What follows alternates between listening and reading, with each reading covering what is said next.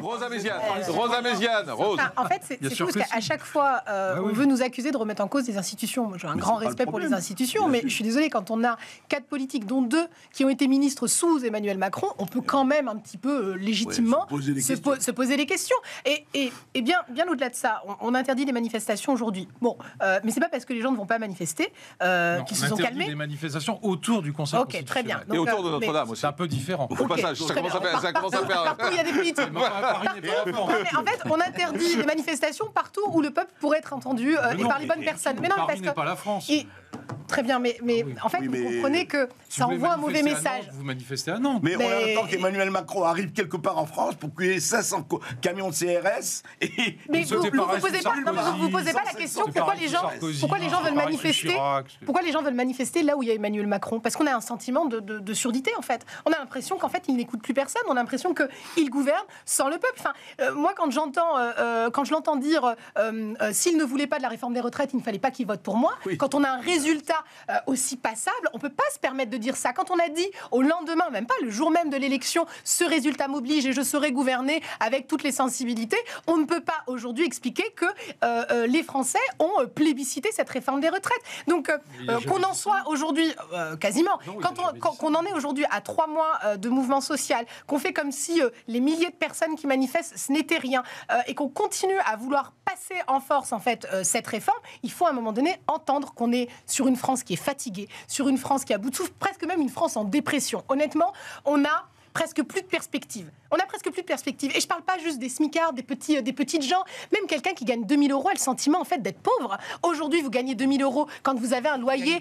à 900. C'est déjà un bon salaire. Mais ce n'est même pas un bon salaire. Mais quel rapport avec la retraite? Moi, je vous arrête, Rose, parce que c'est très bien, c'est très intéressant ce que vous dites. Vous dites qu'en fait, on est en train d'organiser tout autour d'Emmanuel Macron une espèce de chape de plomb, de chape de silence, de cordon sanitaire pour qu'il n'entende pas les Français. Et ça, c'est intéressant. C'est capable d'entendre les Français, vous le prenez pour un imbécile ou alors, je suis désolée. Alors, dans ces cas-là, il a été élu et réélu. Juste Louis, c'est pas une question d'intelligence. Quel est le président de la République qui a été réélu au bout de son quinquennat? Vous pouvez me le dire?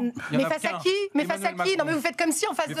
Mais c'est les Français qui ont mis Marine Le Pen en deuxième. Oui, mais je suis désolée, il y a un bon nombre de Français... Le peuple est mauvais, il faut tuer le peuple. Il y a un bon nombre de Français qui ont mis un bulletin pour Emmanuel Macron sans vouloir voter pour lui. Donc, je suis désolée. Qu'est-ce qu'on voulait que je vous dise? Les Français se sont... Oui, mais ça ne veut pas dire qu'on a... Donc ça veut dire que c'était un chèque en blanc? Vous êtes en train de dire qu'on a signé un chèque en blanc, en fait? J'ai pas dit qu'on avait signé un chèque en blanc. Donc quand lui-même explique que ce résultat l'oblige, mais alors du coup ce résultat l'oblige en quoi? Mais ce résultat l'oblige en quoi dans ces cas-là? Donc voilà. Si on parle que de suffrage universel. Alors, Rosa Méziane, aujourd'hui, c'est vrai qu'on attend beaucoup du Conseil constitutionnel. C'est clair. Est-ce que vous attendez beaucoup? Mais non, mais pour le coup, la seule chose qu'il y avait de juste dans le discours de M. Dubus, c'est qu'effectivement, ils vont juger le droit, mais en aucun cas le fond de la réforme. Et vous savez, les Français sont pas en train d'attendre est-ce que cette réforme est constitutionnelle ou pas. Ils s'en moquent, en fait. Ils sont en train de dire qu'elle est injuste. Ce n'est pas la même chose, en fait, de se dire que cette réforme, elle n'est plus acceptable. Elle n'est pas acceptable. Les gens ont subi la baisse des APL. Ils ont subi le rabotage sur les indemnités. Par la baisse du loyer, sur les indemnités de Pôle emploi. Personne n'a manifesté. Ceux qui ont eu moins 5 € sur leurs APL, ils ont eu moins 5 € sur leur loyer. Ils l'ont eu. C'est les bailleurs sociaux qui ont payé. Très bien.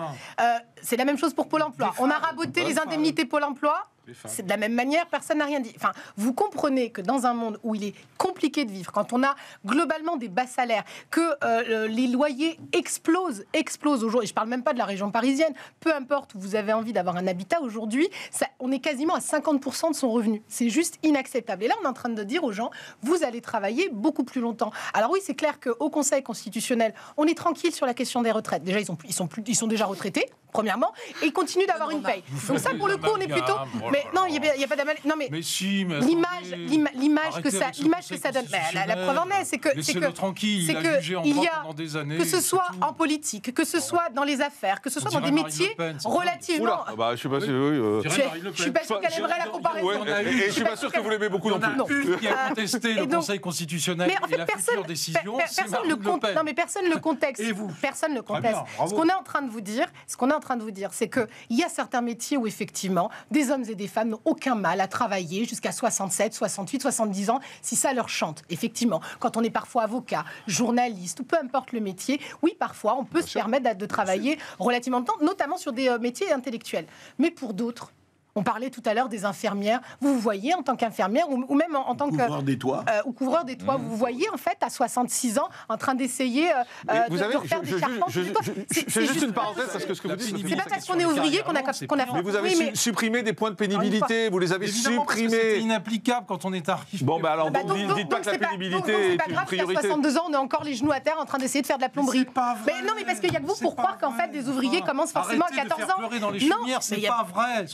Moi, mon père a été ouvrier toute sa vie, d'accord ? Et ben je peux vous garantir qu'avant de partir à la retraite, il était épuisé. Et chaque jour, je l'entendais partir. Chaque jour, je l'entendais partir au travail en se disant vivement la retraite, vivement la retraite. Donc il faut aussi entendre ce discours-là.